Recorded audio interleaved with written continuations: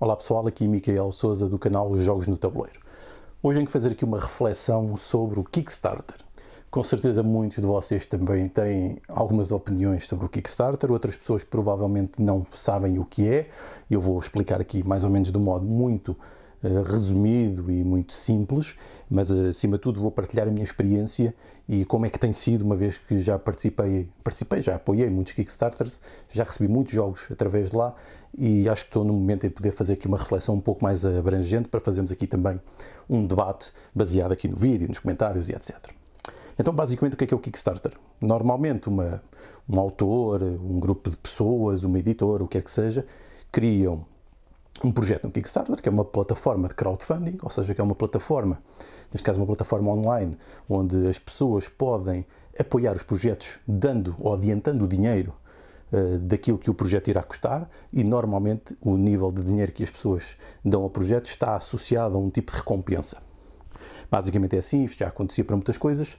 Para os jogos, normalmente é obter o próprio jogo, ou um jogo depois com melhoria de componentes, com extras, etc. Isso depois podem haver vários níveis em que possamos apoiar o dito jogo. Basicamente é uma forma de comprarem diretamente o jogo, mas não estão a comprar já no momento, estão a aguardar tempo, que por vezes é muito tempo, meses, às vezes um ano ou até mais, que o jogo vos chegue depois. Ou seja, vocês estão a adiantar o dinheiro, estão a dar o dinheiro à empresa, ou à pessoa, à instituição, quer que seja, ou à organização, que depois, com esse dinheiro, juntando todos os apoiantes, vai produzir o jogo e vos vai depois enviar o jogo para casa. Basicamente é assim a lógica da coisa.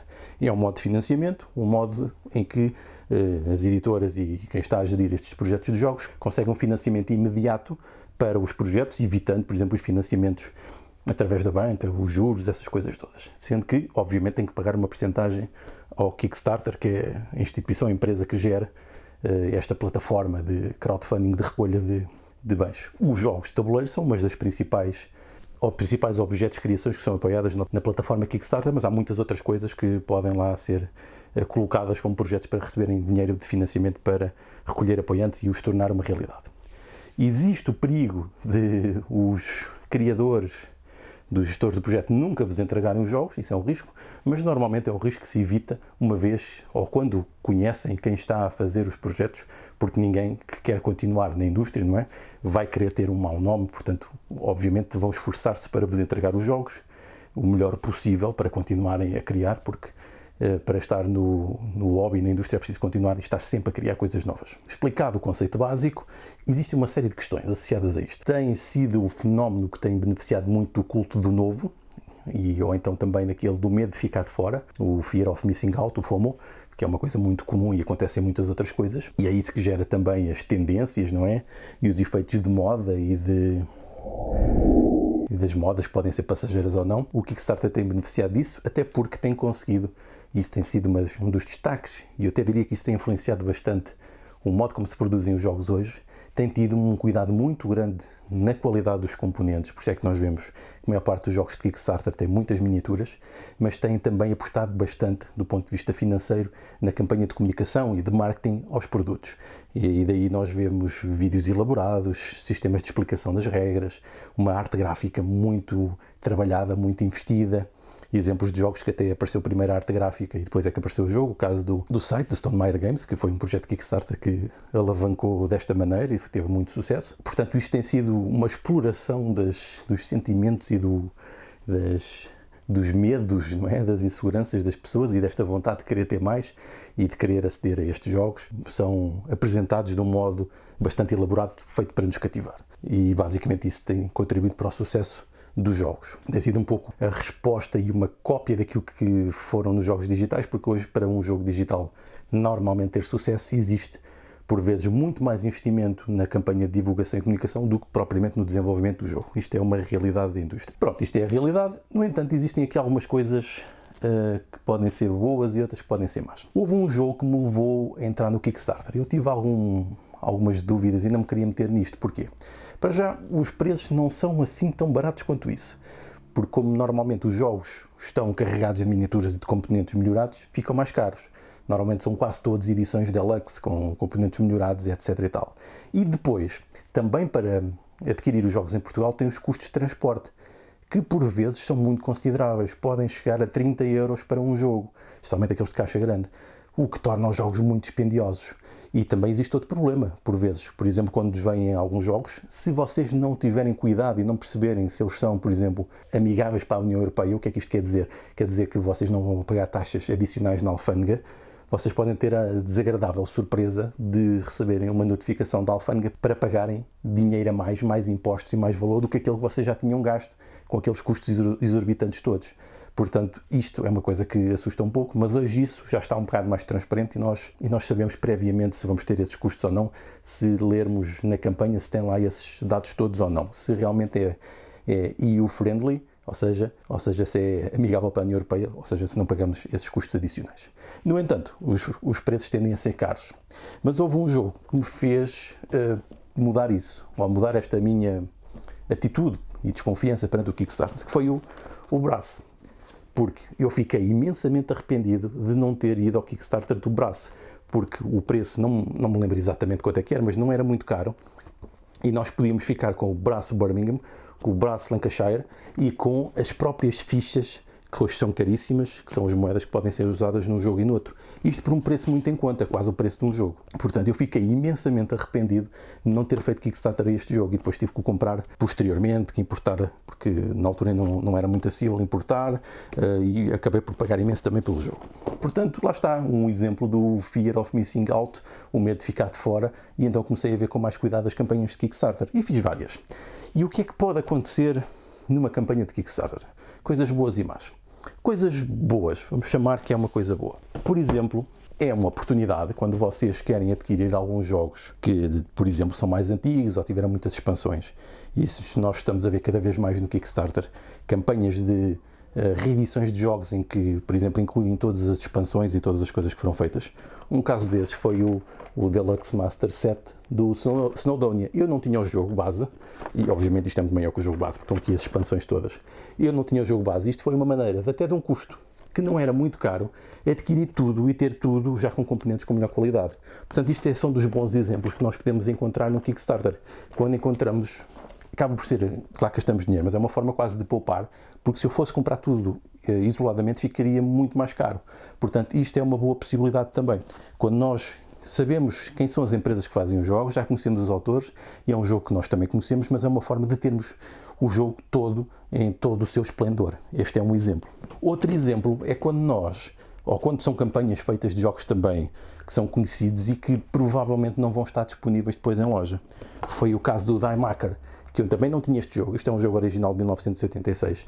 Embora esta cópia não seja exatamente... esta versão não seja exatamente a original, porque tem algumas pequenas alterações. No entanto, foi, na altura, a única forma que eu encontrei de adquirir o jogo a um preço razoável. E nem sei se isto vai chegar às lojas ou se já está nas lojas. Pelo menos, quando isto foi divulgado em Kickstarter, não havia essa previsão sequer. Portanto, era a única forma de adquirir um jogo deste calibre, que é um clássico. É um jogo, eu diria que é muito importante para quem quer ter uma noção global do que são as histórias dos jogos de tabuleiro, dos jogos de design moderno, europeu, e outros também, que têm exemplo deste jogo, que é daqueles que, pelo menos, devemos experimentar para conhecer mais e perceber que tipo de coisas é que podem existir e que se podem fazer. No entanto, nem sempre isto é verdade. E chega a acontecer casos, que aconteceu aqui com o Red Outpost, que foi um dos últimos que eu também apoiei, em que algumas pessoas conseguiram comprar os jogos primeiro em loja do que nós recebemos como apoiantes. E penso que até a preços iguais ou inferiores. Portanto, isto é outro perigo que pode acontecer, porque por vezes, apesar de toda a campanha de marketing e como eles são publicitados, por vezes, pouco tempo depois, e às vezes até antes, conseguimos comprá-los por preços mais baixos. E tendo em conta que os portos são muito caros, isso pode fazer muita diferença. Portanto, há aqui um exemplo de uma coisa que não é muito boa, independentemente da qualidade do jogo, obviamente. Outro exemplo, ou outro caso que pode acontecer com os jogos de Kickstarter é o que me aconteceu com o Big City. Estão a ver o tamanho disto? É que é isto e ainda mais isto. Portanto, isto é enorme. E basicamente isto é deste tamanho, porque isto são tudo miniaturas. Eu vou só tirar aqui a caixa para vocês poderem ver. Aqui dentro desta caixa vem outra caixa. E abrindo a outra caixa, vocês vão poder ver as miniaturas enormes que isto tem. E que está aqui em 2 níveis. Portanto, basicamente, Isto são miniaturas e mais miniaturas de um caixote imenso. Uma coisa que podia ser feita de um modo muito mais pequeno. Qual é que é o problema disto? E como aconteceu com este jogo ainda? É de dar tão pouco jeito manusear e transportar uma coisa deste tamanho que eu acabei por nunca jogar o jogo. Ou seja, ainda não o joguei. Conto, obviamente, jogá-lo. Mas ainda não o joguei. Porque é tão pouco prático. Estão a ver só o tempo que eu estou a demorar pelo menos a pôr as caixas umas dentro das outras. E isto tem um peso enorme porque isto são miniaturas de resina. Isto é muito pouco prático. E depois isso tende a acontecer em alguns projetos de Kickstarter, não é? Temos estas caixas com estes componentes fantásticos, que por vezes são muito caros, que supostamente vão dar uma experiência de jogo brutal, mas depois é tão monstruoso, tão pouco prático, que nós acabamos por não jogar os jogos. E isso é outro problema de Kickstarter, que por vezes leva a que nós possamos preferir nem sequer ter estas edições deluxe e ter as edições mais básicas. E por vezes até estes edifícios são tão grandes e tão volumosos que até nos impedem de ver componentes e ver o próprio jogo. Isso é um dos problemas. Outro exemplo aqui é que é a maior caixa que eu tenho, que é o Anachrony, que também foi uma forma que eu tive de ter tudo para o jogo e que acabou por me ficar mais barato do que se eu fosse comprar parte a parte. No entanto, tem um caixote deste tamanho e eu não sei até que ponto é que realmente o vou jogar com toda a regularidade que o jogo merece por ter um caixote deste tamanho gigante. Lá está, isto é muito pouco prático para nós jogarmos, para nós lidarmos e manusearmos. Portanto, são algumas das reflexões aqui de Kickstarter. Eu diria que se nós formos criteriosos e se estivermos bem focados naquilo que nós queremos, nós conseguimos fazer ou tomar boas decisões em fazer compras de Kickstarter. Outra possibilidade que existe também é de fazer compras coletivas. E já há vários grupos em Portugal, eu até os referi no outro vídeo sobre as lojas que se vendem em Portugal.